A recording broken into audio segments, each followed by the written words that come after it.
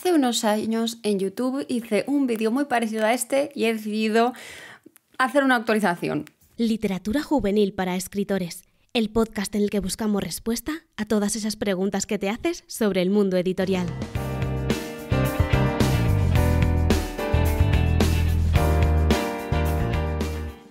Bueno, ¿qué tal? ¿Cómo estás? Te doy la bienvenida una semana más aquí al podcast de Literatura Juvenil para Escritores, tu podcast de confianza. Y hoy vengo a hablar un poco de proyectos que he escrito a lo largo de mi vida, ¿vale? Son unos cuantos, me ha costado pensar en todos. Estoy segura de que creo que me he dejado algunos por el camino.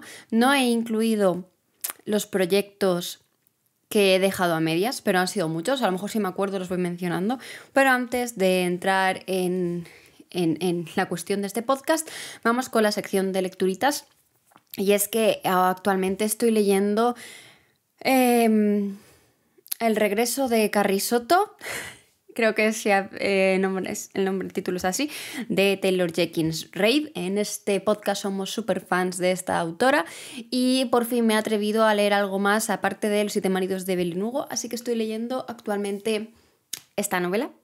Y me gustaría traerte el libro juvenil de esta semana, pero realmente esta semana, pues insisto, este año estoy teniendo una racha muy baja de lecturas. Creo que este es el primer libro que voy a leer este año, ¿vale? Y te recuerdo que estoy grabando estos vídeos con mucha antelación, ¿de acuerdo? Tú estás escuchando esto en mayo, si no me equivoco. Yo estoy grabándolo en marzo, ¿vale? Así para que te hagas una idea, pero sí, este año estoy yendo muy lenta entre pitos y flautas. Y la verdad es que no estoy leyendo prácticamente nada. Así que, en realidad, ¿por qué no me recomiendas tú un libro esta semana? Si estás en YouTube, déjame en comentarios qué libro me recomiendas como libro juvenil de esta semana, si participas tú un poquito. Y por Spotify, si me acuerdo, voy a poner un preguntas y respuestas, que creo que esto se puede hacer ahora. Y desde la aplicación de Spotify puedes responderme por ahí cuál es el libro juvenil de esta semana que me recomiendas. A ver cómo funciona eso, a ver si funciona bien. Y bueno, ¿por qué quiero hacer este episodio? Bueno, entre otras cosas, porque he estado revisando esos antiguos vídeos del canal y me ha entrado la nostalgia. Y he dicho, mira, si ahí con ese número de libros, hace 4 años que hice ese vídeo, ya tenía bastantes cosas y parece que gustó ese vídeo, pues he dicho, voy a recopilar y añadir todos los que he escrito desde ese momento. Y decir que tampoco son muchos. Bueno, a ver, esto es muy subjetivo, perdón si tengo hipo.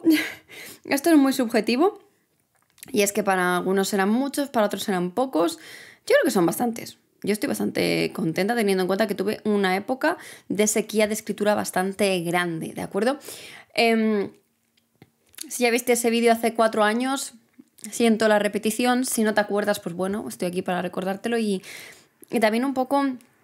Este episodio quiero que sirva sobre todo de recordatorio para que veas que no todos los libros que se escriben se publican y que no todos los libros, no todas las personas publican sus primeros libros, ¿vale? Eso es lo más importante que quiero que te quedes. Porque yo empecé escribiendo a los 12 años, o sea, mi primera... A ver, no voy a llamarlas novelas, voy a llamarlas historias. ¿Por qué? Porque entre otras cosas hay mucho middle grade que he escrito y no se consideran novelas. Se consideran libros, historias, ¿no? Entonces, no quiero considerarla novela, voy a llamarla historia, pero creo que cada una cuenta. Entonces, yo a los 12 años escribí Misterio de Familia. Fue mi primera historia, que además en el canal de YouTube, que ahora se llama Literatura Juvenil para Escritores, reaccionamos a toda la historia. O sea, puedes escuchar toda la historia, es horrible. Pero bueno, para que veas cómo pueden sonar las primeras novelas, las primeras historias. Y bueno, teniendo en cuenta sobre todo que yo tenía 12, 13 años cuando la escribí. Era una novela, una historia muy, como su propio nombre indica, de misterios y de familia. Eran 2 primas que se iban a veranear al pueblo y allí había un misterio súper turbio entre la abuela de la protagonista y su hermana, la hermana de la abuela, o sea, la tía abuela, ¿vale?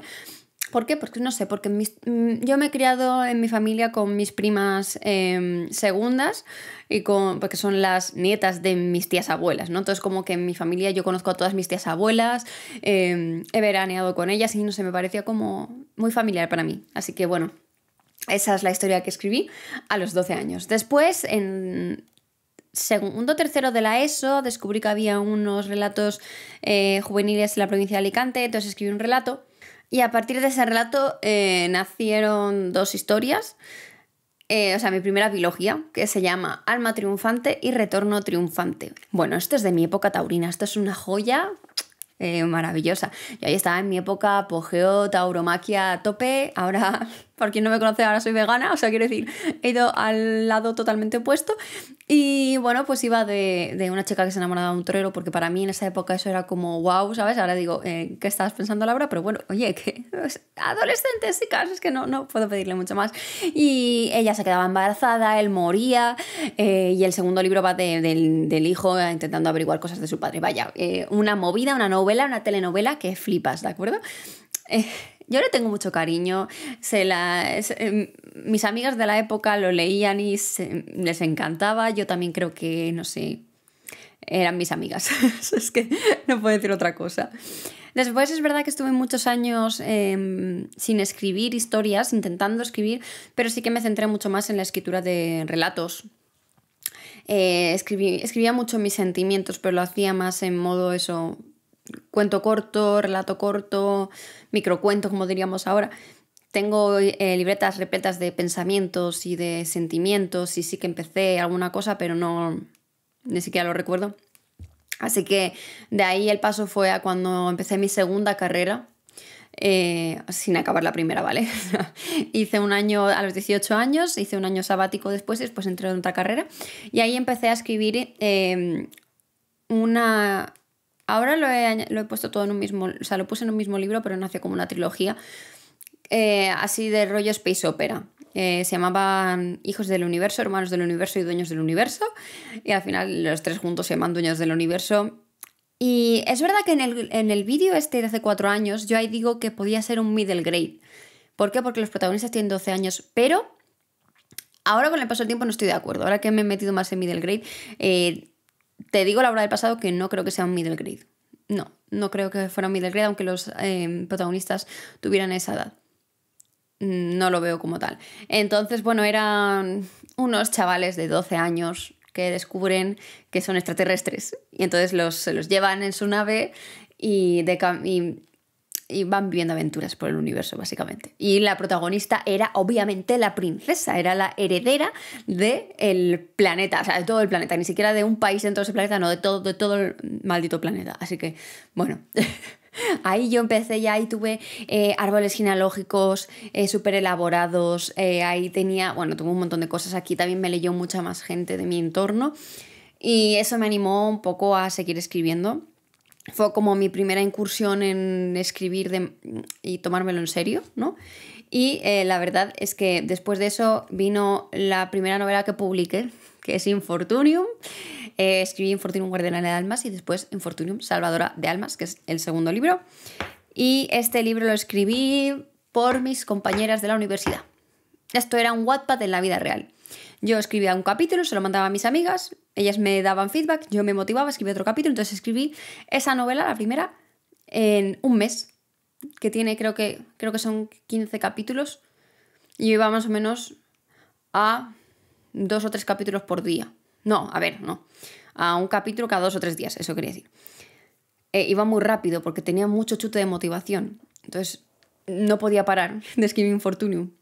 Y esa fue la primera historia que publiqué, o sea, todo lo que escribí antes para llegar a publicar Infortunium, y hoy en día le daría un repaso bonito. Estoy muy enamorada de esa historia, me gusta mucho, significa muchísimo para mí. Cada vez que me da la nostalgia releo alguna cosa, y es verdad que aunque hay partes que reescribiría o que cambiaría, no me parece que está tan mal, ¿vale? O sea, sí que es verdad que necesita una corrección a fondo, pero yo le tengo mucho cariño, cosas como son. Después de Infortunium 1 y 2, escribí otra historia que a lo mejor también has podido leer o has podido ver en algún sitio, que es El Imperio del Sueño, que ahí pues volví a publicar, tuve la suerte de que Nocturna quisiera publicarme. Y mundo futurista en el que la gente ha perdido la capacidad de soñar. Bueno, no lo he dicho, pero Infortunium es sobre viajes en el tiempo.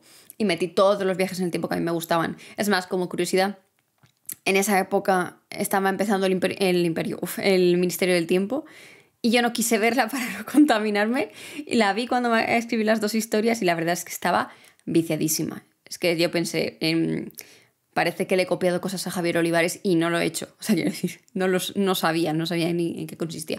Pero soy muy fan del Ministerio del Tiempo. Total, que después del Imperio del Sueño y de publicar con Nocturna, escribí... Bueno, después de publicar no, fue mientras estaba mandando el Imperio del Sueño a editoriales, escribí estas 2 historias que son, ahora ya se conocen como Hijos del Dolor y el Idioma de la Guerra, las escribí en 2017 y se publicaron en 2021. También para que veamos un poco ritmos de publicación y escritura, que puede que no vayan de la mano y puede que pasen años desde que tú escribes una historia hasta que se publica. Y eso no está mal. No tienes por qué escribir una historia que se publique ese mismo año. Ni tienes por qué estar publicando un libro al año, ¿de acuerdo? Aquí puedes ver que sí que tengo una racha bastante seguida de que publico Infortunium en 2016, la primera edición, en 2017 la reedito, las 2 ediciones juntas. El Imperio del Sueño se publica en 2018 y después viene publicada Entre Vidas, que se publica en 2019, ¿vale? Pero antes de eso, antes de publicar... Hijos del Dolor y el Idioma de la Guerra están ahí. En el vídeo hace 4 años puedes ver que digo, no creo que se publique nunca y si lo haces se autopublicará. Tuve la suerte que Ediciones Freya quiso darle una casa, que apostó por esa historia. Yo estoy orgullosa. Es una de las mejores historias que he escrito nunca. Me lo he pasado genial. O sea, cada vez que la releo lloro a mares. Me encanta esa historia. Si te gustan los conflictos bélicos, yo creo que te gustará. O sea, es que no he metido tanta documentación, no he puesto tanta alma nunca en unas historias como Hijos del Dolor y el Idioma de la Guerra. Son duras, pero yo estoy muy orgullosísima, así que bueno, yo te lo dejo ahí siempre el spam. Después de escribir Hijos del Dolor y el Idioma de la Guerra vino una época de bastante sequía escritoril, en 2017, ¿vale? Y empezaba ahí muchos proyectos que no conseguía acabar, como por ejemplo, los que me siguen por Twitter seguramente... de hace tiempo, quiero decir, habrán oído hablar del proyecto Farsa, era una historia que me encantaba, era un spin-off del Imperio del Sueño, lo admito, era un spin-off del Imperio del Sueño de Niara de Mayor. Sí, y en ese spin-off, Leiza y Joanna están casadísimas, literalmente, o sea, casadas, de verdad, no en plan, no, están casadas, o sea, quiero decir que para mí son canon, aunque yo en el Imperio del Sueño no quisiera meter romance, ¿de acuerdo? Y bueno, vale, una historia de Niara y un poco de su enfermedad y un pequeño romance que metí por ahí. Pero nunca pude acabarlo. Así que lo siento mucho, me gusta mucho esa historia. Tiene 100 y pico páginas escritas, como unas 180 o así, una barbaridad. Pero no soy incapaz de acabarla. Entonces pues ahí se queda la historia de Niara en mi cabecita, ¿no? Y ya está. También intenté escribir otra historia que era el proyecto Alucinadas, que empezó también por una convocatoria de un relato. Es más, ese relato lo he autopublicado, lo puedes leer gratuitamente en mi newsletter cuando te apuntas, que se llama Infierno. Ese es el relato Alucinadas. Y yo empecé a escribir la novela de qué pasa después de ese relato. Tampoco lo acabé nunca, lo siento. Me gustó mucho ese mundo, pero me vi incapaz de acabarla. Así que bueno, pues se quedó también ahí en acabada. Entonces, ¿qué pasa? Que ahí dije, necesito escribir algo distinto, diferente, que me... saqué un poco de este bloqueo y empecé a escribir Middle Grade. Y lo hice con la intención de mandarlo a un concurso. Spoiler, nunca pasó. O sea, sí lo mandé, pero que nunca salió nada. Entonces lo llamaba Proyecto Parche y fueron 5 libros. Ese año escribí 2, ¿vale? Pero después escribí otros 3. O sea, 5 libros de una. Este libro se iba a publicar. Tenía contrato firmado. Y rescindí el contrato por cuestiones XY. Creo que por aquí, por el podcast, ya te hablé alguna vez de rescindir contrato. Creo que en el capítulo de rescindir contratos ahí te cuento la historia. Entonces, pues nunca se publicará, yo creo. También creo que ahora yo, con lo que he aprendido de escribir infantil middle grade, me doy cuenta de todos los errores y el por qué me la han rechazado tantas veces, ¿no? A ver, es normal, es el primer middle grade, tampoco puedo pedirle peras al olmo, ¿no? Es como Misterio de Familia. ¿Quién iba a publicar eso? Pues nadie. Pues obviamente, nadie. Pues lo mismo aquí. Yo he aprendido a amar a mis piracretos, que es como se llamaba el libro, y ahí se quedará. Ojalá algún día me dé por reescribirlos, pero lo dudo, odio reescribir, así que no creo que entre en mis planes. Después escribí Proyecto Marcadas, un proyecto a 4 manos, y la fantasía me lo pasé muy bien, fue como meterme en un género totalmente distinto y fue muy, muy guay. Y después escribí entrevistas, que lo publiqué con el crowdfunding, pedí mucha ayuda por aquí por el canal de YouTube en su día. El crowdfunding se sacó a las 20 horas, así que Entrevidas se publicó gracias a toda la gente que quiso apoyarme y pudo apoyarme. Todavía está disponible. Yo aquí en casa, si me estás viendo en YouTube, mira, a ver si se ve. Pues no. Ahí detrás de esa hilera, tengo unos cuantos ejemplares todavía por aquí, por si quieres comprarlo, puedes comprarlo a través de mi página web, y si no, en Amazon también tienes la opción física, y creo que en digital también está ahí. Si no, en digital está en mi web fijo. Vale, después de Entrevidas viene el mayor bloqueo de escritura que he tenido nunca desde que me propuse escribir como una profesión. Y es verdad, escribí cosas, las tengo aquí apuntadas, pero son cosas que a lo mejor no tienen la calidad que yo me pedía o que creía que debían tener mis historias a estas alturas. Entonces, por ejemplo, escribí Proyecto Feli. Es una novelette, es muy cortita y era también como un spin-off de Entrevidas, de una de las hermanas de Manuela, de unos años después, ¿no? Y tenía fantasmas y tal, ¿no? Pues esta época me da mucho por los fantasmas, por lo que estoy viendo. Y si lo acabé, no me he atrevido a releerlo desde entonces, porque creo eso, que o yo me estaba boicoteando mucho. Fue una época en la que yo estaba pasando por muchísima ansiedad, pero muchísima. No he pasado, yo creo, una época con tanta ansiedad nunca. Y todo lo que escribía creo que se veía reflejado en eso. Después escribí el proyecto Brujas, que también se quedó una especie de novelette, que cuando lo escribí lo mandé a una lectora beta únicamente, porque te prometo que tenía tanta inseguridad que es que no me atrevía a enseñárselo a nadie. Y me dijo que no sabía si estaba entre el middle grade o juvenil. Yo creo que ahí estaba yo en un momento que no sabía tampoco que estaba escribiendo. Me gustaba porque eran mis propias brujas, tenían su propio sistema de magia. Pasaba en España, se iban de vacaciones a un pueblo inventado de Toledo, que supuestamente era la cuna de las brujas. Y a mí me gustaba mucho el mundo, pero creo que la historia en mi cabeza está mejor de lo que está sobre el papel. Entonces, sí que intenté mandarlo a editoriales. Y además me da mucha vergüenza pensarlo ahora, porque creo que no estaba para mandar. Y lo mandé, yo creo que un poco también por la ansiedad de la gente se va a olvidar de mí, voy a estar años sin publicar, ¿qué va a ser de mí? Bla, bla, bla. Y las prisas a veces te pueden jugar malas pasadas. Entonces, si no estás contenta con tu historia, no lo mandes. O sea, yo ahí sí que admito que esta época de ansiedad, que la tenía muy por las nubes, cometí el error de mandarlo, y a veces eso puede también perjudicarte. A ver, no creo que se acuerden de ti los editores tanto, ¿no?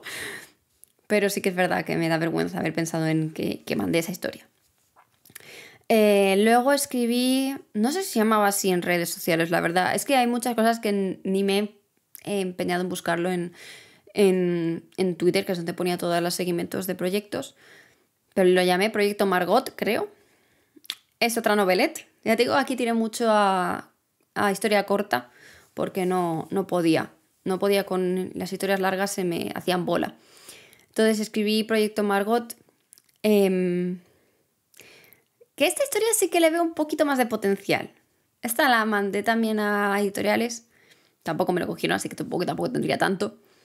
Pero esta sí que es verdad que aquí noto yo un poquito más como el resurgir de esa época oscura. Y va de un parque de atracciones. Y es bastante turbio, ¿eh? Aquí aunque parezca que hablo de esto. Y por ejemplo, se lo pasé para que lo leyera a Andrea de Morales y le flipó, le encantó. Y a mí me sorprende, porque la verdad es que no esperaba que le fuera a gustar. Bueno, ni a ella ni a otra amiga que también se lo mandé, que también le gustó. Pero no sé, yo creo que también estaba tirando yo piedras sobre mi tejado, pero por eso digo que creo que ahí estaba como resurgiendo un poco de mis cenizas, ¿no? Y empecé a escribir con cosas que a lo mejor me sentía más a gusto. Después del proyecto Margot, tuvo otra vez una racha de proyectos que empezaba y no acababa, como Proyecto Portal, que también si me has seguido en redes sociales a lo mejor lo has podido ver. Proyecto Portal lo llamaba Paco Pico Siniestro. Es más, las personas de mi newsletter, algunas pudieron leer, creo que hasta 8 capítulos de la historia. Se dice pronto. Y bueno, lo abandoné también. Ahí fue cuando empecé a darme cuenta de que a lo mejor no estaba muy cómoda en juvenil y que a lo mejor me interesaba más probar otros públicos. A todo esto la pandemia de por medio, ¿sabes? O sea, quiero decir, todo esto la pandemia por medio, que la pandemia no escribí nada, cero. Ya cuando volví de la pandemia, pues fue cuando publicaron Hijos del Dolor y el Idioma de la Guerra. Y fue un poquito después cuando empecé con los, vamos a llamarlos encarghost, ¿vale? Que bueno, es un juego de palabras de encargo y ghost, de fantasma, por los escritos fantasmas. Así que a partir de ahora voy a llamarlos así porque estoy muy orgullosa del término que he acuñado por Twitter y que, pues quien quiera usarlo, que lo use. Entonces, no voy a ir uno a uno, pero he escrito 12 encarghost middle grade desde el mayo de 2021. Desde mayo de 2021 hasta ahora, 12 encarghost. Y estoy escribiendo el 13, para que te hagas una idea. ¿Qué pasa? Que esta época me da a mí mucha confianza y me da para reengancharme a mi escritura sin presión, sin estar pensando en mandarle editoriales, sin lanzar piedras sobre mi propio tejado. Y esto me ayuda mucho a tener un poquito más de confianza en lo que yo quiero escribir. Mientras estoy escribiendo estos encargos, lo que se me ocurre es escribir el café más caro de Navidad y el café más frío de San Valentín, que son los relatos de Navidad y San Valentín que hice para 2021-2022. Navidad de 2021 y San Valentín 2022. Que, por ejemplo, el café más caro de Navidad lo has podido leer si has leído Salvar la cabalgata, que por cierto no la tengo apuntada, así que me lo voy a apuntar. Salvar la cabalgata. Y estos relatos también me ayudan un poco a volver un poco a mi ritmo. Después de los cafés, escribo el proyecto Camping, lo he llamado así ahora porque creo que tampoco le puse ningún nombre en redes sociales, ¿de acuerdo? Es un middle grade que escribí, el que escribí el año pasado para mandar otro concurso que tampoco nada, así que... Y creo que también, además, que aparte que puede ser que no sea bueno y todo en la pesca, creo que volví a mandarlo mal porque es que tonta se nace, efectivamente. Bueno, da igual. El proyecto Camping fue otro middle grade, me encantó, me lo pasé teta, apliqué un montón de cosas que aprendí de los encargos middle grade y es que me lo pasé como una nana, de verdad. Después de eso, que se lo escribí ahora, en marzo. Bueno, marzo cuando estoy grabando esto, claro. Entre marzo y abril lo escribí. Y después en verano escribí el proyecto Danza, otro middle grade. Un middle grade un poquito más preteen, más preadolescente, es decir, más el rollo de las witch, mystical, ¿no? Que a lo mejor el camping era un poquito para edades más bajitas y este es como ya muy 10, 11, 12 años, ¿no? Que me encantó también escribir. Después escribí Salvar la cabalgata, el relato de Navidad de 2022, que me flipó también. Y desde entonces he escrito Proyecto Cracks, que es... Bueno, mentira, el Proyecto Cracks 1 va antes que Salvar la cabalgata, porque lo escribí en noviembre. Proyecto Cracks, que es el middle grade que publico este año, que sinceramente no estoy diciendo nada por aquí por el podcast porque como estoy grabando con mucha antelación no sé cuándo vamos a empezar a dar datos, pero si quieres saber cosas te recomiendo que me sigas por redes sociales. Y se publica este año, encantada, me lo paso súper bien escribiéndolo y ahora mismo estoy escribiendo Proyecto Cracks 2, que es la segunda parte, que también se va a publicar en 2023.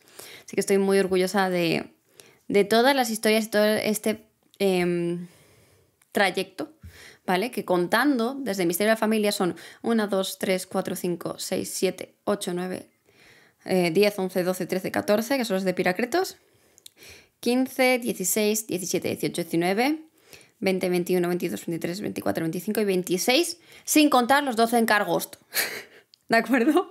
Los encargos, a ver, los cuento porque los he escrito, pero no los considero míos. Entonces hay un proceso de creatividad y demás que no es mío, Pero os cuento porque sí los he escrito, ¿vale? Entonces, si he dicho 26, ¿verdad? 26 más 12, 38. Hostia tú, 38.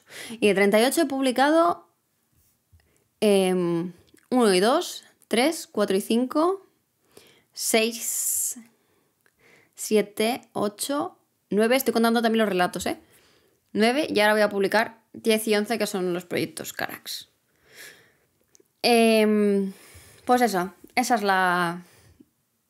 con lo que tienes que quedarte, que no todo lo que se escribe, ni todas las épocas de escritura son iguales, ni todas las rachas de escritura son iguales, ni todos los procesos de escritura son iguales, ni los ritmos de escritura, y que es posible que escribes cosas que sean malas y tú no lo sepas, como me pasó a mí. Puede ser que escribas cosas malas y lo sepas, como también me pasó. Puede ser que escribas cosas que pienses que son buenísimas y luego no. Puedes escribir cosas que pienses que están fatal y luego sean buenas. Puedes escribir tantas cosas que en realidad lo que quiero decirte con este podcast es que tú simplemente escribas.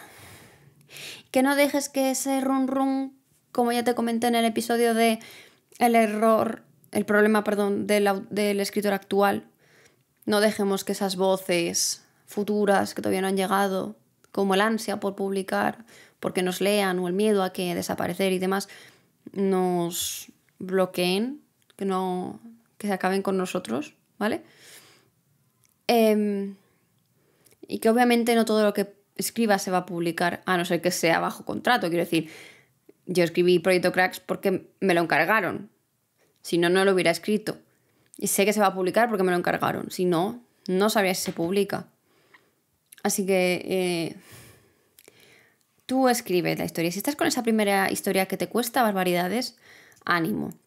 Mi historia de familia tardó 1 año en escribirlo. Hay gente que tarda 2, hay gente que tarda 6. Da igual, tú disfrútalo, ¿de acuerdo? Y después no nos pongamos tanto en es la primera historia que escribo, tiene que ser la mejor. No, hazlo lo mejor que puedes o que sabes, pero que eso no te condicione a no voy a acabarlo porque el libro va a ser una mierda y no lo voy a publicar, porque seguramente no lo publiques y no pasa nada. O posiblemente lo escribas y lo reescribas 10 años después y lo publiques, como por ejemplo pasó con Pétalos de papel de Iria y Selene. Primera historia que escribieron juntas, publicaron, luego les daba un poco de vergüencita y ahora han reescrito y han sacado de nuevo, 10 años después. ¿Vale? O sea, quiero decir que ritmos, cada uno tenemos el nuestro. Si tú estás escribiendo tu primera historia, recuérdame, o sea, dímelo o dilo, me da igual, o sea, pero no dejes que te hunda y que es posible que esa primera no se publique la quinta. ¿Y qué? Mientras tú te lo pases bien, mientras a ti te guste escribir, pues quédate con eso. Estoy muy Mr. Wonderful, lo siento, el embarazo me tiene así, las hormonas son las que son. Espero que te haya gustado este episodio del podcast y te recuerdo que tienes cursos, materiales de pago gratuito en literaturajuvenilparaescritores.com, que también tienes tutorías conmigo y que nos escuchamos una vez más la semana que viene. Adiós.